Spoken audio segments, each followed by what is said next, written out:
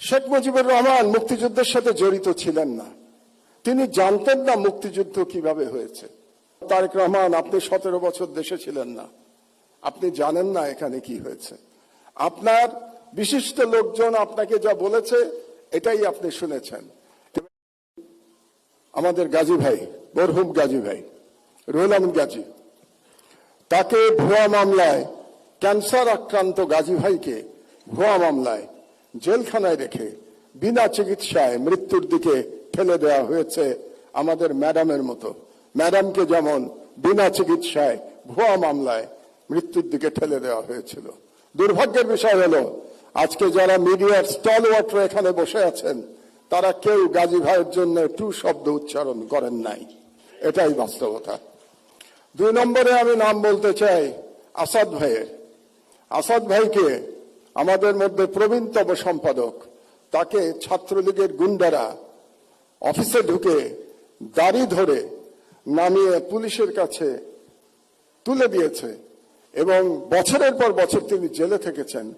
তিনিও অসুস্থ, তার স্ত্রী মারা গেছেন। তিনি তার স্ত্রীর পাশে থাকতে পারেন নাই, কারণ জেল থেকে বেরোনোর পরেও তাকে পালিয়ে পালিয়ে থাকতে হয়েছিল। আসাদ ভাইয়ের জন্য কোন এলিট সম্পাদক আওয়াজ তোলেন নাই। এটাই বাস্তবতা। বাংলাদেশের সংবাদ মাধ্যমের বাস্তবতা ছিল 16 বছর।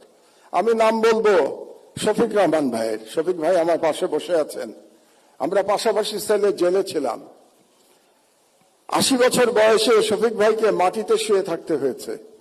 টয়লেটে যেতে পারতেন না, কারণ ওই টয়লেটে কমোড ছিল না।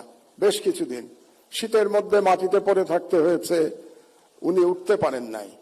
তারপরে যখন আমার পাশের রুমে আসলেন, ওনাকে ধরে ধরে আমরা ব্রেকফাস্ট করতে, দুপুরে খেতে আমরা একসাথে যেতাম, কত গল্প করেছি।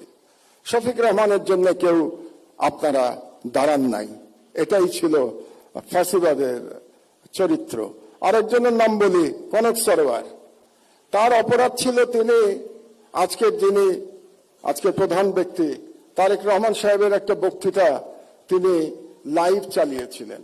এই অপরাধে তাকে 1 বছর প্রায় জেলে থাকতে হয়েছে। তার কোম্পানির চিফকে আমি সালাম সাহেবকে এখানে দেখতে পাচ্ছি। শুধু তাই না, তার বোনকে ভুয়া মামলায়, ড্রাগের মামলায় একজন মহিলাকে, একজন গৃহবধূকে মাসের পর মাস জেলে থাকতে হয়েছে। সংবাদ মাধ্যমের বিবেক জাগ্রত হয় নাই। এটাই বাংলাদেশের সংবাদ মাধ্যমের ইতিহাস। তো এই নামগুলো আমি বললাম এই জন্যে, আমি শিওর আমি না বললে আজকে বুকে হাত দিয়ে প্রত্যেকে বলতে পারবেন কেউ আপনারা এদের নাম বলতেন না আজকে। এই জন্যই আমি এই নামগুলো বললাম। আর আমি জনাব তারেক রহমানকে একটা ছোট্ট পরামর্শ দিয়েই বক্তব্য শেষ করব। 1 মিনিট। শেখ মুজিবুর রহমান মুক্তিযুদ্ধের সাথে জড়িত ছিলেন না। তিনি জানতেন না মুক্তিযুদ্ধ কিভাবে হয়েছে এবং তিনি ফিরে এসেও জানার চেষ্টা করেন নাই মুক্তিযুদ্ধ কিভাবে হয়েছে। তাকে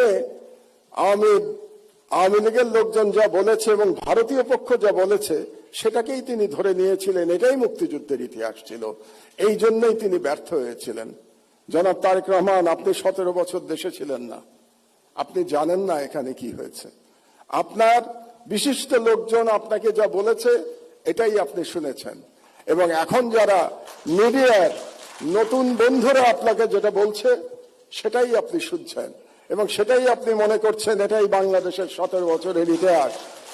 বাংলাদেশের 17 বছরের ইতিহাস এটা না।